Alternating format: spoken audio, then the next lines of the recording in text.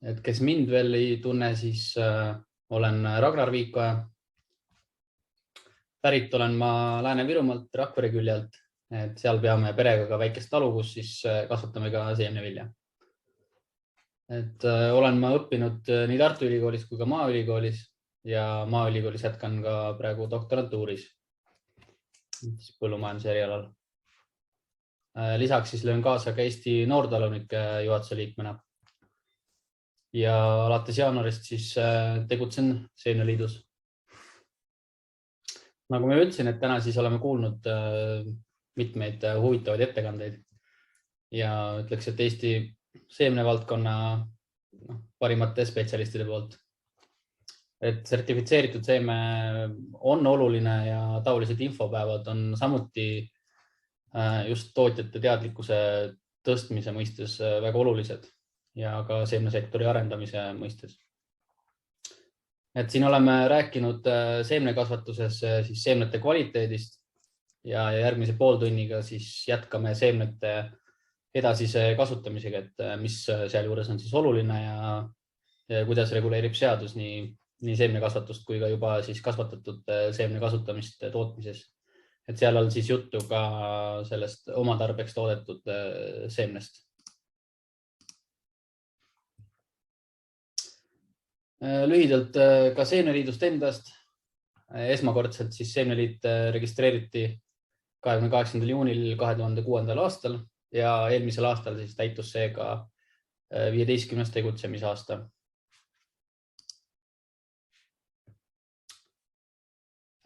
Selle 15. aasta puhul siis korraldati ka konverents seemnesektor muutuvates tingimustes, et kel huvi, siis järelvaatamine tegelikult siiamaani avatud. Ja selle leiab siis meie koduleheküljelt seemneliit.ee ja ürituste rubriigist. Et siia ekraanile oleme välja toonud siis seemnesektori põhilised tegevusvaldkonnad, mis siis on ühtlasi ka valdkonnad, millest Eesti Seemneliidu liikmeid leiab. Et meie liikmete hulka siis kuuluvadki nii sordiaretajad, sordi esindajad, seemnetootjad ise, seemnete turustajad ja ka siis taimekaitsega tegelevad ettevõtted.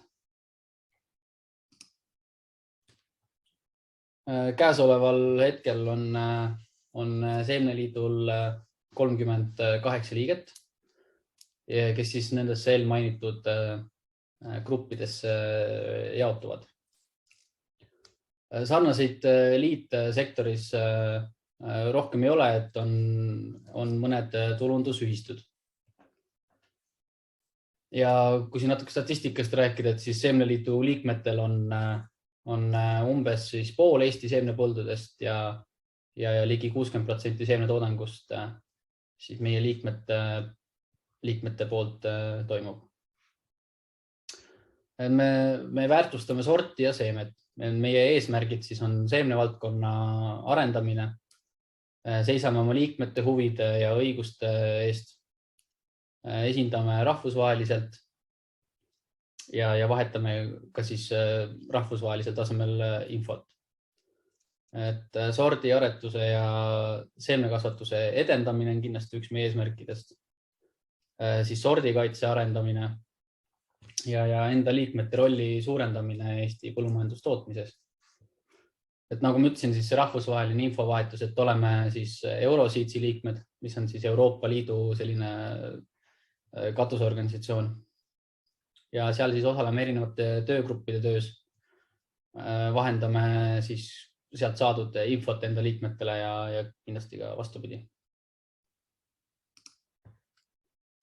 Et jällegi siin üle toonitada, et pealkiri ütleb siin kõik, et seeme on tähtis.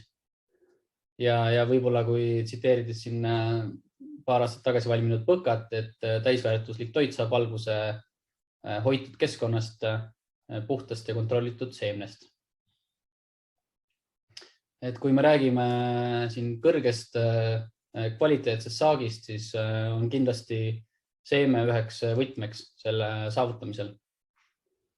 Et jah, võib-olla uuringute järgi moodustab suurem osa saagist ilmastik, kuid kvaliteetne seeme siis loob ka kehval aastal eeldused kõrgemaks saagiks.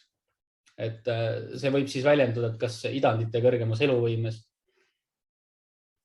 ja kvaliteetsem seeme siis annab ühtlasi ka elu alustavale taimele piisavalt siis toitained, et see ka kehvemates tingimustes siis parema lõppresultaadi annaks.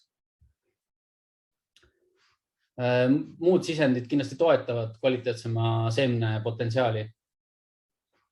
Aga siis sertifitseeritud või kvaliteetne seeme siis tagab stabiilse, just võtmesõna ongi siin see stabiilse kvaliteedi ja saagi siis läbi põlvkondade. Et kvaliteetne seeme ja sort ongi just arendatud siis spetsiaalselt meie oludesse, et siis see parim tulemus saavutada. Et siinkohal võib-olla võiks valet sorti või siis seemet võrrelda sportlasega, et kes on siis treeninud lamedal maapinnal, aga saadetakse näiteks võistlema kõrgmäestikus.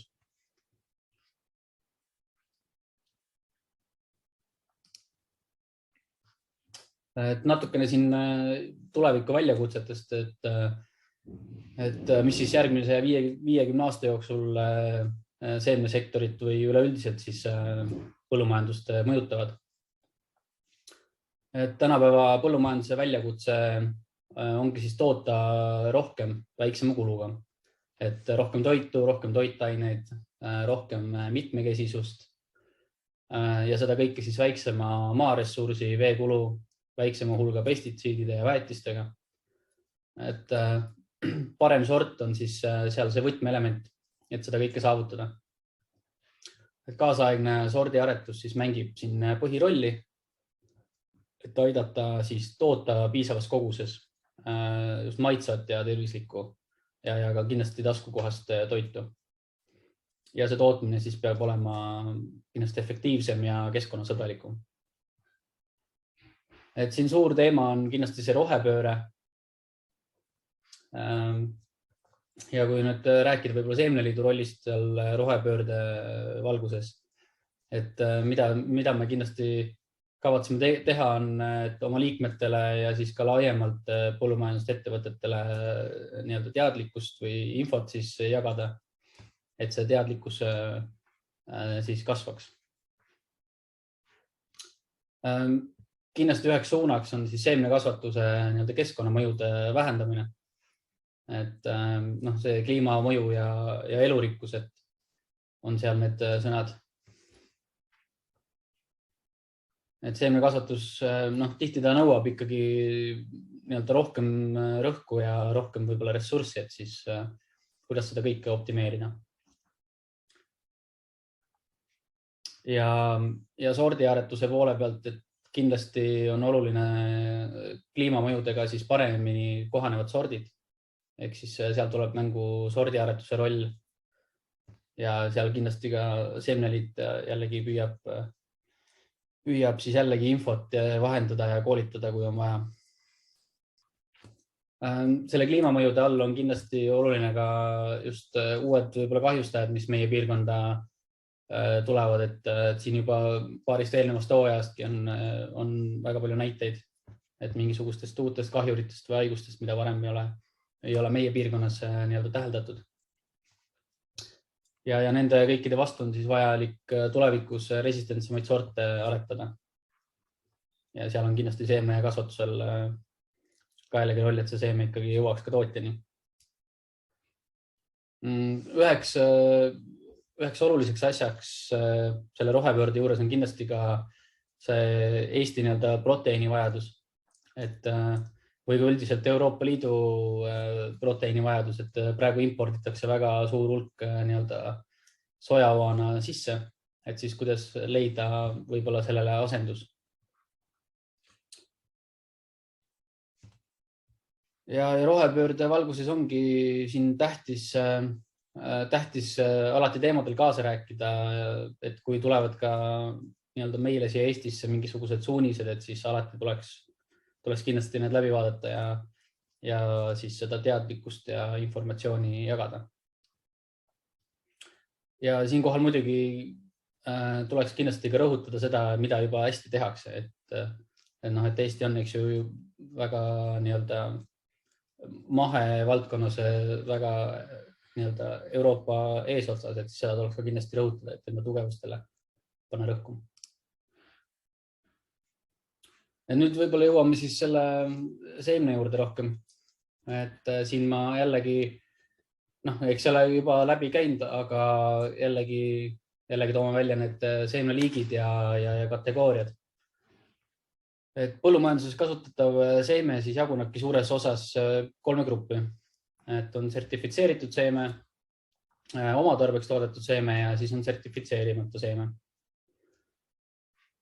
Et see sertifitseerimata seeme on, siis seda võib siis klassifitseerida kui musta seemet, eks ju, et selle tegelikult turustamine on keelatud ja selle üle siis teostab järelevalvet meil Põllumajandustoiduamet. Et seeme siis ongi, siin on toodud ka need kategooriad, et need põlvkondade kaupa nii-öelda lähevad siis supereliidist kuni siis C2 kategooriani välja. Ja siis siin lõpus on pandud suures pallises ots ehk siis oma tarbeks toodetud seeme. Et taimekaitse, paljundamise ja sordikaitse seaduse järgi on ta siis nii-öelda sordiseemnest või paljundusmaterjalist siis toodetud taimne materjal. Ja see on siis mõeldud kasutamiseks paljundamise eesmärgil enda ettevõttes. Enamasti saadakse see C2-st, aga see otseeme võib ka olla nendest kõrgematest kategooriatest. Nüüd siin võib-olla kommentaar selle sertifitseerimata seemne kohta või selle musta seemne kohta, et sordilehte võetud sordi siis turustatav seeme ja paljundusmaterjal peab olema sertifitseeritud, et seda ütleb seadus. Et see ei olene nii-öelda sellest kaitsealuseks olemisest, et sertifitseerimata seemnest turustamine on keelatud. Et ükskõik, kas ta on kaitse all või mitte. Kuidas seda otseemet tüüpiliselt siis saadakse? Et algab ta kõik ikkagi sertifitseeritud seemnest, et tootja siis ostab selle seemne. Nagu siin ongi nagu esimesel pildil on nüüd näha ja siis nooltega mul siin on pandud, et ta läheb nii-öelda edasi. Et tootja siis küllub selle mulda, koristab selle saagi sügisel, sellest siis sertifitseeritud seemnest külvatud saagi. Ja siis selle saagiga ongi tal nüüd 2 võimalust nii-öelda, et kas ta müüb kogu selle saagi siis toiduks või söödaks. Teine võimalus on see, et see siis jätabki osa sellest saagist siis järgneva hooaja seemneks. Ja kui see seeme nüüd, mis järgmiseks hooaega läheb, et kui seda vahepeal ei sertifitseerita, et siis temast saabki nii-öelda see oma tarbeks toodetud seeme. Et kui see nüüd järgmisel hooajal on külvatud, et siis ongi ta see otsseeme. Seda otseemet võib oma tarbeks nii-öelda väikses mahus kasutada. Ja igal juhul tuleb selle seemne kasutamine siis deklareerida, et olenemata sellest, et kas sa oled väiketootja ja nii-öelda seda tasu ei maksa või sa oled suurtootja ja maksad tasu, et siis ikkagi deklareerima pead selle kõik. Aga hiljem siis räägin võib-olla veel, et sellest otstasust rohkem ja et kuhu see nii-öelda need tasud lähevad.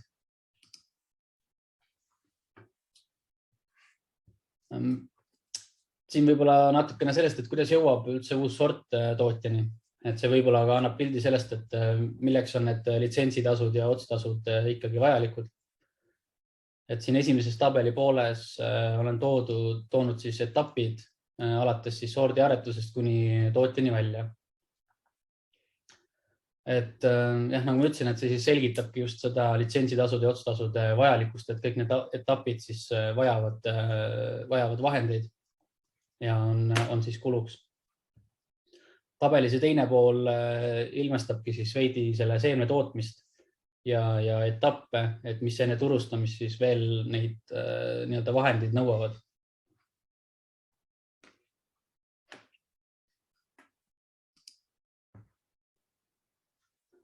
Nii, sordid siis, et Sordi definitsioon on siis see, et ta peab erinema ehk siis sama nii-öelda liigi või sama liigi siseselt teistest siis taimerühmadest, et vähemalt ühe tunnuse poolest.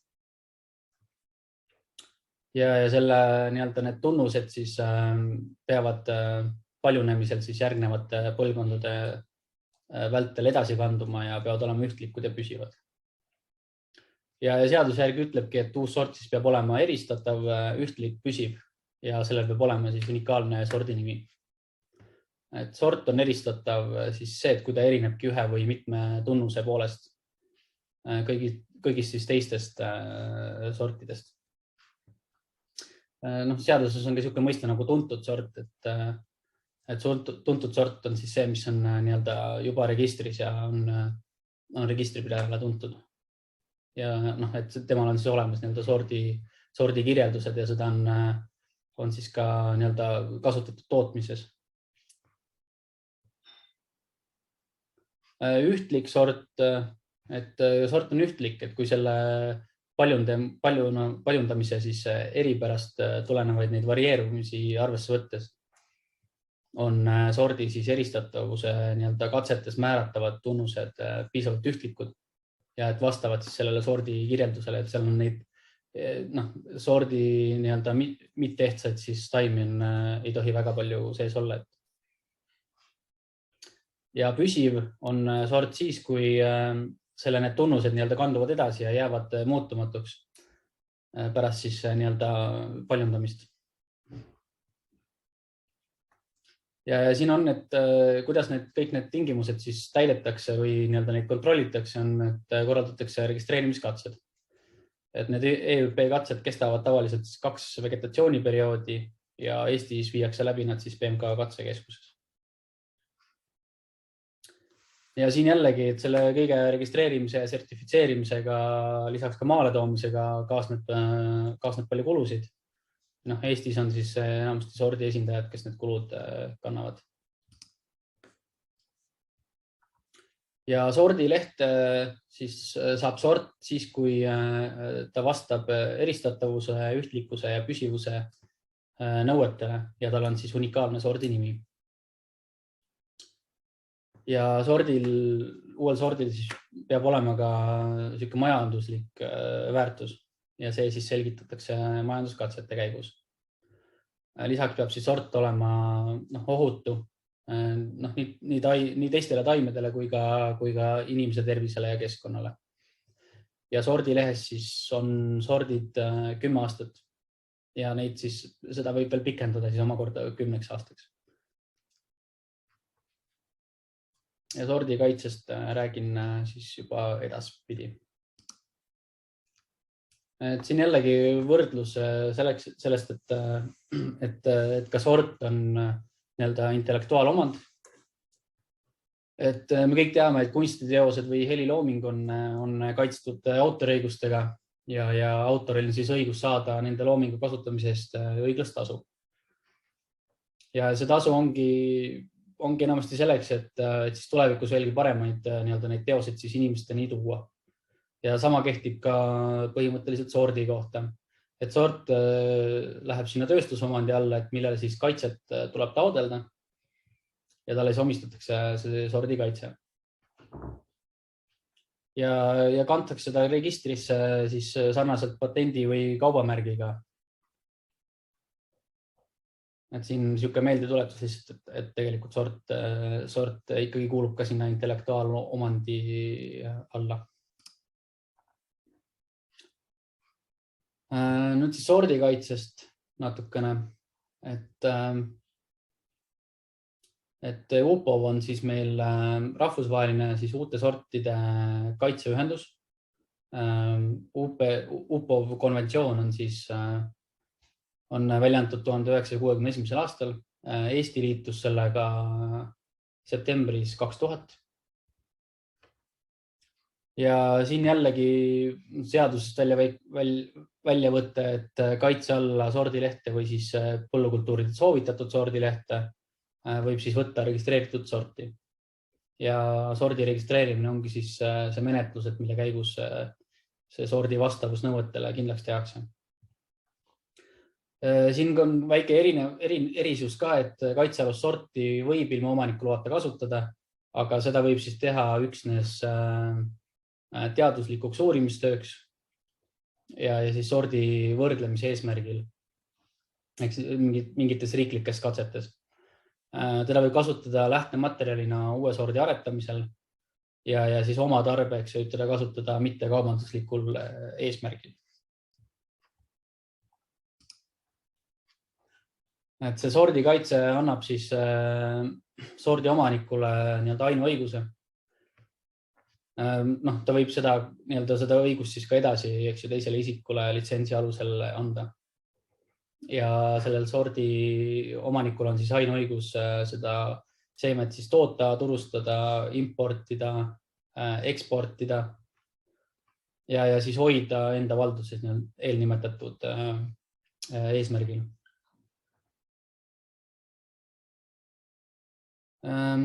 Ja siis nende sordi omanikul on õigus siis anda teiste isikute kasutusse seda sorti või seemet.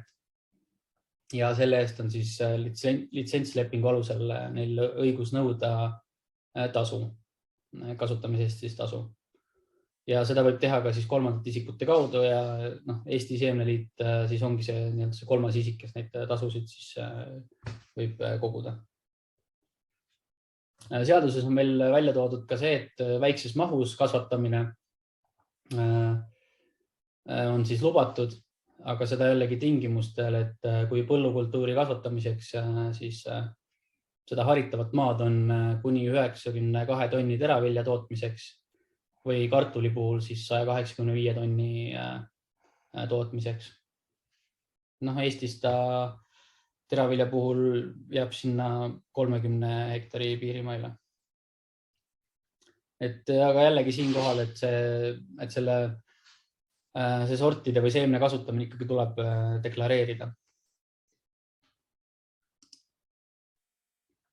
Jällegi võib siin Seemneliidu rollist natukene, et tänaseks on meil kõik siis suuremad seemne esindajad või siis sordiomanikud ka Seemneliidu alla koondunud.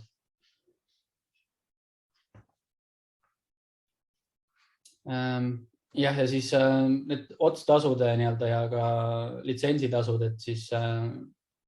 et ettevõtja siis, kes kasutab neid siis sorte suuremal maa-alal kui siis siin eelneval slaidil mainitud, et siis tuleb see deklareerida ja peab maksma siis sellest sordiomanikule õiglast tasu. Et siin on isegi paika pandud kuupäevad, et millal see tasu tuleb maksta, et on siis järgneva aasta 30. juuni, kuid selle määrab ikkagi, see pannakse ikkagi sordiomanike poolt enamasti paika. Ja selle õiglase tasu kohta veel, et mis see õiglane tasu siis üldse on. Kui me räägime siin oma tarbeks toodetud seemnest, et see õiglane tasu siis peab olema selgelt väiksem või madalam sellest sama taimeliigi sordi siis sellest litsentsitasust.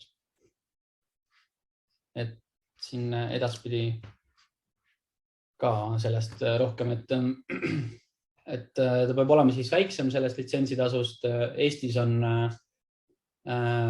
seaduses kirjas, et see õiglase tasu suurus lepitakse kokku siis sordi omaniku ja tootja vahel. Ja on öeldud, et kui sellest kokkulepet ei tule, et siis õiglane tasu on vähemalt siis pool sellest vastava sordi, vastava kategooria litsentsitasust.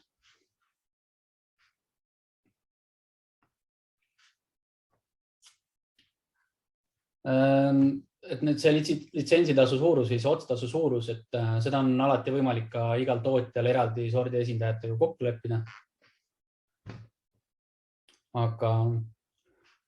Aga me siis oleme siin proovinud nüüd Seemneliidu kaudu siis leida mingisugune kesktee ja selline õiglane see tasu. Et me oleme selle teinud selliselt, et me ühendame liigid sordid, et oleks siis lihtne ja selline vähekoormav arvestus. Et tasu me vaatame igal aastal koos sordi esindajatega üle. ja see õiglane tasu siis on arvutatud selliselt, et ta on siis kõige madalama kategooria sortide nii-öelda keskmisest litsentsitasust pool.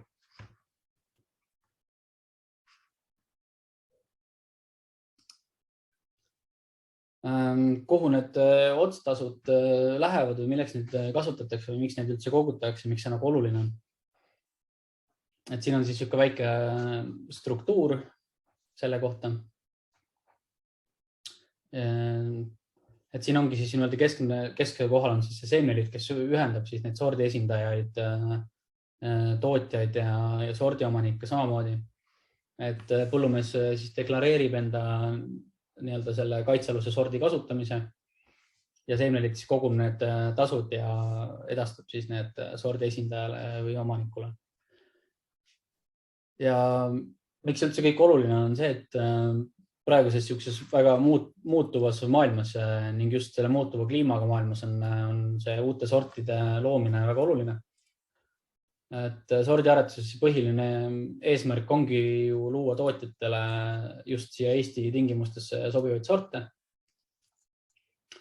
Ja see uurimistöö või siis sordiaretus ongi nii-öelda põhiline koht, kuhu need otstasud lähevad. Et lisaks on siis seal ka erinevad infomaterjalid, katsete korraldamine, see siis sertifitseeritud seemne nii-öelda tootmine ise samamoodi ja veel palju muud. Et siin jällegi mingisugused trendid olen püüdnud välja tuua.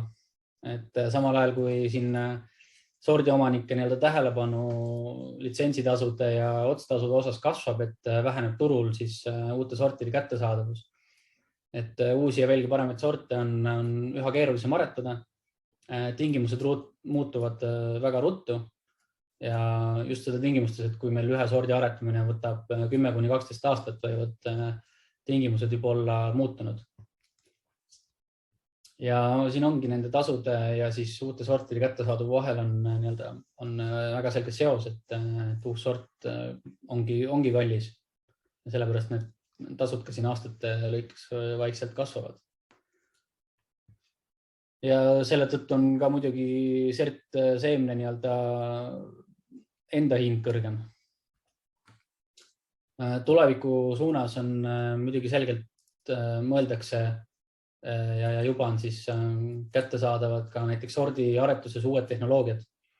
Esialgu suhtutakse kõigesse uuesse kartlikkusega ja see võtab kõik aega. Aga mujal maailmas on juba näiteks ka uued tehnoloogiad ennast juba tõestanud, et just räägin siin nendest molekulaarsetest sordiaretusmeetoditest. Siin kindlasti tuleviku mõistes on kindlasti oluline ka mainida ära vanad sordid. Et vanad sordid jätkuvalt tõestavad ennast ja õigustavad nii-öelda enda kasutamist. Vanad sordid on just väga head siin tulevikusortide baasina ja neid on siis väga tähtis säilitada. Et siin on veel mõtteid siia lõppu. Et kui kasutada oma tarbeks nii-öelda seemet, et siis kindlasti tuleks neid ekraanil toodud mõtteid meeles pidada. Et sertifitseeritud seeme siis paljundades teda edasi nii-öelda hakkavad siis need sordiomadused, ajapikku geneetilise varieeruvuse ja mutatsioonide ja ka lahknevuse ja keskkonnamõjude toimel nii-öelda kaduma või vähenema. Et sellega siis koos nii-öelda langeb ka kvaliteet ja just see pikaajaline nii-öelda saagi stabiilsus. Ja soovituslik ongi siis seemet iga 3 aasta tagant uuendada ja igal aastal siis seda seemet kontrollida, et teostada analüüsid, et oleks siis idanevus säilinud ja kvaliteedi näitajad samamoodi.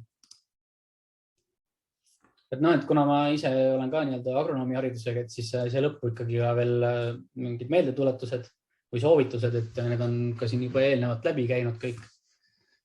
Et seemet siis tuleks kasvatada nii-öelda põldudel, kus on siis hea mullaviljakus ja kindlasti ka sobiv mullatüüp vastava kultuuri jaoks. Et need peaksid olema kindlasti tuulegara vabad ja piisava toitainevaruga. et külvikord on väga tähtis, et see tuleks kindlasti eelnevalt läbi mõelda, et eelviljad peavad seda seemnevilja toetama, mitte siis nendega konkureerima, ehk siis sama liigi kultuuri mitte enne kasvatada. Eks no see on juba seemnekasvatuses määravad ka need nõuded ära, et sa ei tohi seda sama liiki kasvatada siis vahetult enne. Ja siis soovitused siin harimise poole pealt, et enne külvi tuleks kindlasti see seeme siis puhastada ja sorteerida ja teostada analüüsid. Et noh, siin on muidugi veel parem variant on see, kui ostetakse üldsegi sertifitseeritud seeme või siis vähemalt siis uuendatakse seda seemet mõne aja tagant.